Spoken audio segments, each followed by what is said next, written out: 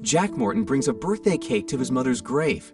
Meanwhile, the two women discuss his candidacy for a member of the secret order. The blonde believes that an orphan criminal has no business being in an elite institution, while her friend is confident that the boy's abilities are enough to compensate for this. Opening the envelope, Jack sees the denial of enrollment, but in a second the text of the letter changes. The boy says goodbye to his grandfather and moves to campus.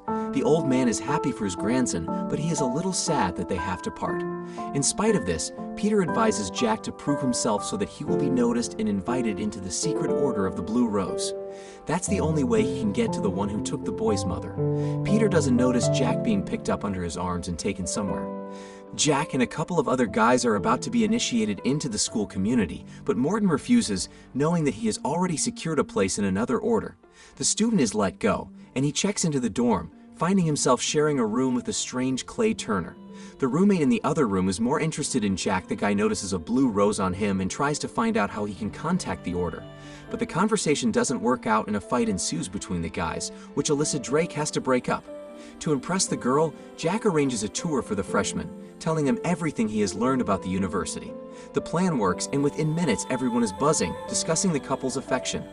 Jack meets Randall, a cheerful senior who assures him that the Order of the Blue Rose isn't the coolest organization to join. But even thinking nothing of it, Randall is convinced that society doesn't need people like Jack, and he has no chance of getting in.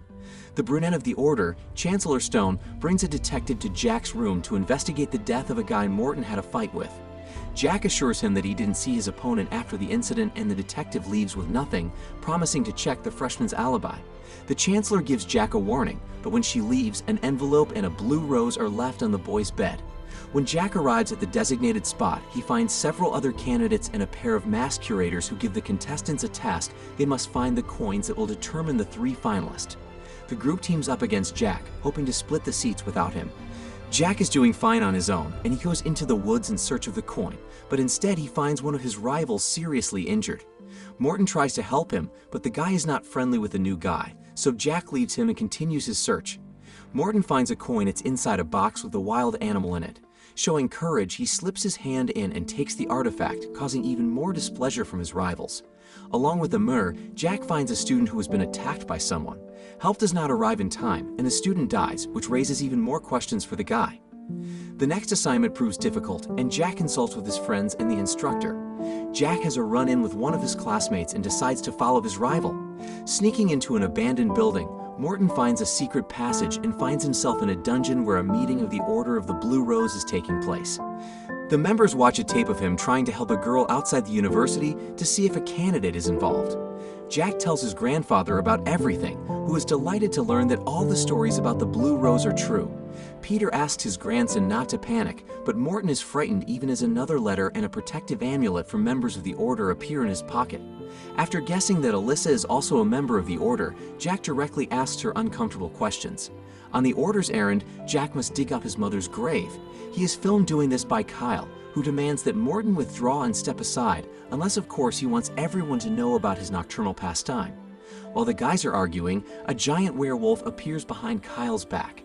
It attacks Jack, but somehow doesn't hurt him. Along the way, Jack meets the handlers, who inform him that he is dropped out of the running. To appease the outraged lad, magical dust flies into his eyes and the Order's servants carry him off the spot. After coming to his senses, Morton notices a dry blue rose nearby, and he turns to Alyssa for help, begging her to give him another chance and telling her about the monster in the woods. Peter draws a portrait of the monster from his grandson's description.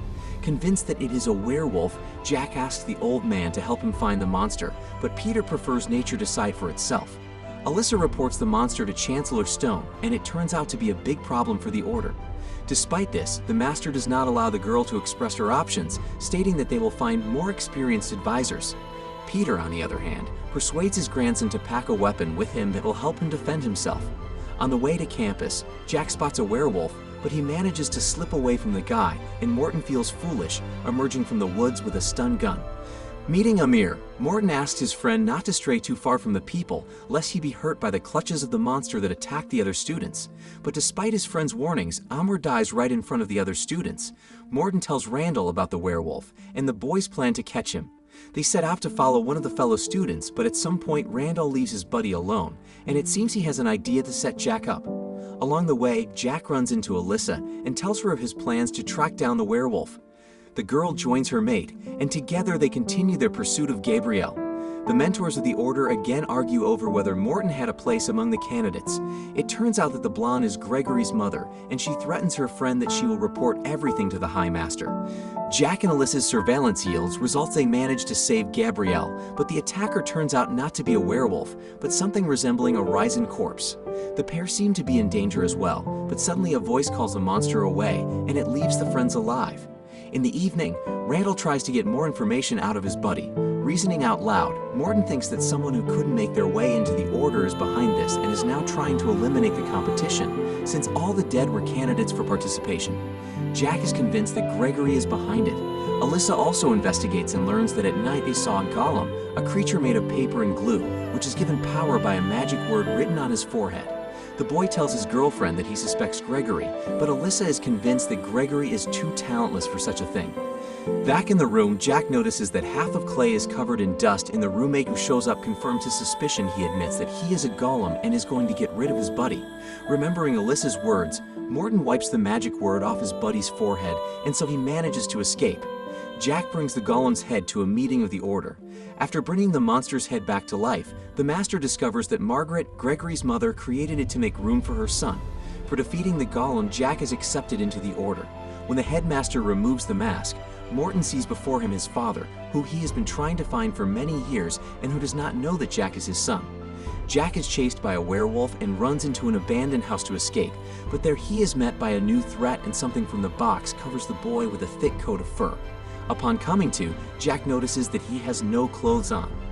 Nearby he sees Randall and a couple of other strangers who call themselves the Knights of Street Christopher and confess that they are werewolves, just like he himself is now. Morton doesn't believe his buddy, but when parts of a deer come out and Randall tells him that it was his dinner last night, Jack begins to suspect that this is no joke. Jack is outraged and demands to be turned back into a human, but the society tells him he has no choice but to vow to their cause. Despite entreaties, Morton runs away, and the friends decide to destroy him unless he changes his mind. On the way to campus, Morton gets sick and begins to transform, but is distracted by a disappearing altar with pictures of the dead. The guy's first assignment at the Order is to clean up the hall after the ritual, which Alyssa will oversee. The Order of the Blue Rose throws a party where Morton has to be a waiter. There the boy meets Edward, his father, and he can hardly restrain himself from turning into a wolf in full view of everyone. Randall learns that Jack has been accepted into the Order after all, and he informs him that he will now become their double agent, the werewolf, inside the Blue Rose. Edward gathers the Order's most talented students and assigns them to break the spell on the obsidian. After peeking at Alyssa's spell, Kyle is the first to come forward, but the deception ends in him breaking his arm. Peter arrives to visit his grandson with his new plan. He asks his brother to gather evidence of the Order's existence so they can uncover it and destroy Edward. Alyssa invites Jack over to give him his first magic lessons, but the boy stops her, fearing that the sound of witchcraft will make him turn into a werewolf again. In the evening in his room, Morton has to practice to learn how to restrain his appeals. Finally, he succeeds, and now Jack and his friends can do witchcraft, such as making others see and feel things that aren't really happening. Upon learning that Jack has fallen into the Order, Randall's friends think it's time to get rid of the guy. To defend his buddy's life, the headman has to accept a challenge in a beer competition. Peter is angry at his grandson for not seeking to destroy the Order and Edward by avenging his mother's death, but Jack admits that he just can't get pictures because of a protection spell. Alyssa discovers that a buddy has been using forbidden magic. She covers for him, warning him that this is the last time she'll do it. After seeing her buddy off, the girl returns to the obsidian and manages to break the spell, subduing the ancient stone. Jack guesses that his friends have a plan to harm one of the teachers, and he hurries to warn her, but the sound of witchcraft makes Morton turn around. He wakes up in the woods, next to the body of his beloved professor, convinced that he was the one who chewed his throat. Jack tells Randall what happened. The lads go to the house of Miss Benson, with whom it all began, to see if the werewolf has done the same to her, but the house is empty and Morton asks his friend to search it. Alyssa asks the Chancellor to relieve her of her mentorship of Jack, citing the fact that she is very busy studying with Edward. This makes Stone jealous, and she hints to the student that there are many like her in the master's class. Miss Benson ends up in the hospital, and Brandon tells his buddy that the official version is a car accident. After calming down, Morton heads to the cafe to discuss with Randall what to do next after eating his own professor. The headman lures his buddy back to his place, and along with his friends from the Order of Werewolves, he locks Jack in the basement while they decide what to do about his witchcraft. Alyssa comes to Edward's lessons, and he shows her the knight's body, in which is hidden another part of an ancient book, the same one that was in the obsidian. Jack manages to convince the werewolves that he himself wants to destroy Edward, so they decide to give him a chance and make a temporary alliance with the wizard. Edward, meanwhile, convinces Alyssa to go to the dead knight's subconscious for him. That's where the second part of the book is hidden. The girl meekly submits to her tutor, not realizing the risks she is taking. The werewolves teach Morton how to release and control his wolf, but still he resents his friends for not giving him a choice and turning him without asking. Alyssa's attempts constantly come to nothing. The girl is thrown out of the other world and fails to find the scroll. She is unable to find the scroll. Finally, Edward decides to take pity on her and stops the ritual, promising to continue tomorrow.